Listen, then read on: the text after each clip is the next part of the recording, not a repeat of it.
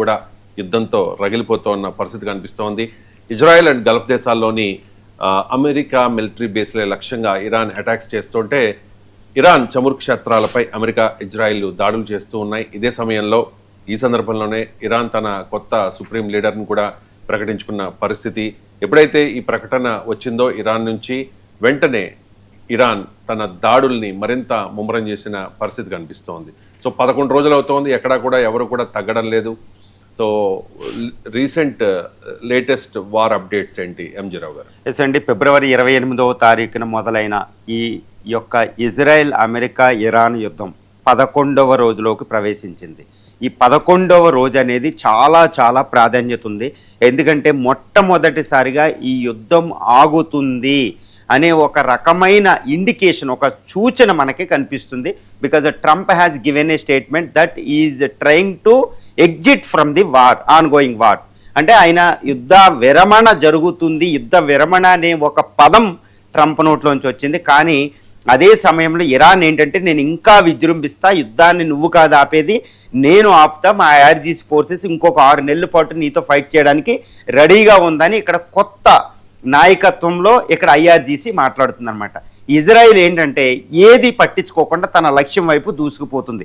Israel ప్రపంచం ఏమనుకుంటుంది, America ఏమనుకుంటుంది, నాతో యుద్ధం చేస్తున్న అమెరికా ఏమనుకుంటుంది, ఇదేం కాదు, ఇరాన్ని నాశనం చేయడం అనే లక్ష్యం వైపు ఇజ్రాయెల్ వెళ్ళిపోతుంది. బెంజమిన్ నెతన్యాహు పని అదే.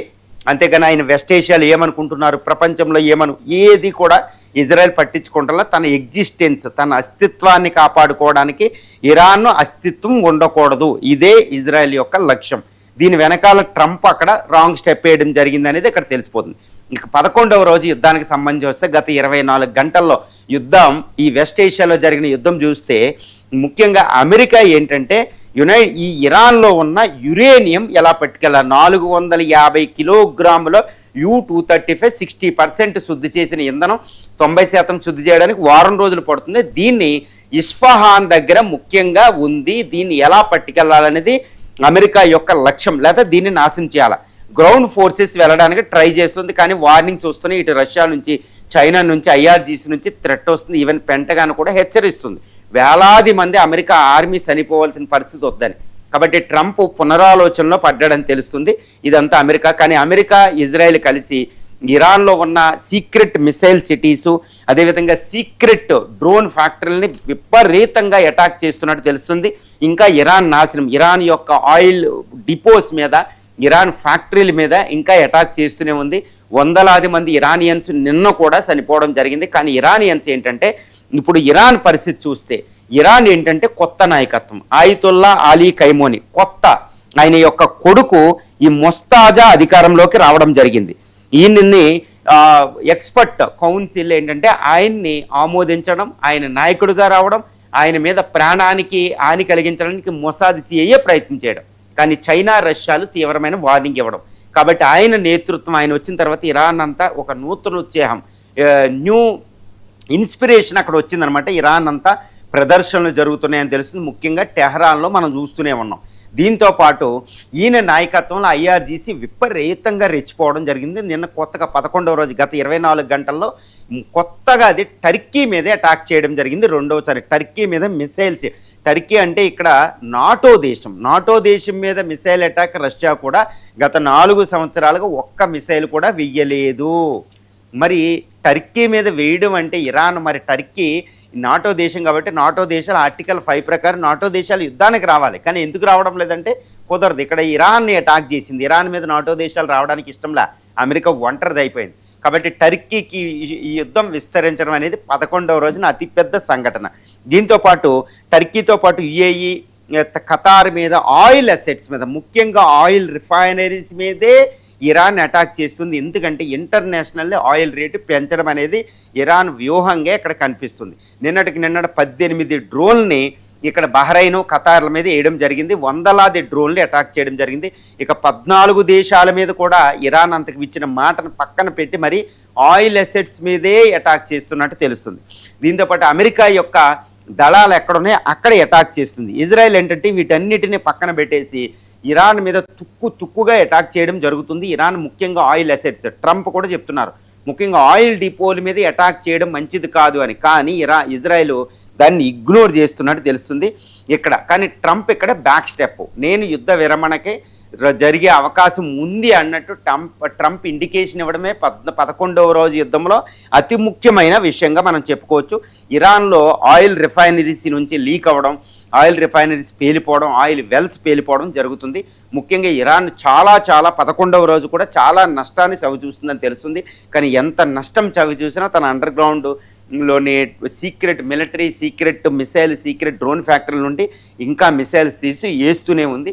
అదేంటంటే ఇంకా నేను ప్రతిఘటించగలను అనే శక్తిని అది కూడగట్టుకుంటుంది. కొత్త మొస్తాబా ఇప్పుడు నాయకత్వం ఏంటంటే ఒక నూతన ఉత్తేజంతో ఇరాన్ ఉండడం అనేది ఇక్కడ 11వ రోజు అతి ముఖ్యమైన అంశంగా మనం ఈ యుద్ధంలో పేర్కొనవచ్చు. కాకపోతే ఈ 11వ యుద్ధం ముఖ్యంగా ఎలా చూడవచ్చు అంటే, ఈ 11వ రోజు ఇరాన్ అమెరికా లేదా ఇరాన్ ఇజ్రాయెల్ యుద్ధం ఏమైందంటే ఒక ప్రపంచ యుద్ధంగా పరిణమించింది. ప్రపంచ యుద్ధం ఏంటి అంటే, ముందుగా ప్రపంచమంతా బాంబులు మోత మోగడంలే, ప్రపంచమంతా oil rate, Brent crude oil barrel ధర $120 క్రాస్ చేయడంతో వెంటనే స్టాక్ మార్కెట్లన్నీ కొలాప్స్ అయిపోయినాయి. ఇది నిఫ్టీ జపాన్ నుంచి, యుఎస్ న్యూయార్క్ నిఫ్టీ నుంచి, లండన్ నుంచి, ఇండియా నుంచి అన్ని లక్షల కోట్లు, $1 ట్రిలియన్ ఆవిరైపోయింది ఒక్క రోజులో బికాజ్ ఆఫ్ ఆయిల్ రేటు పెంచడం.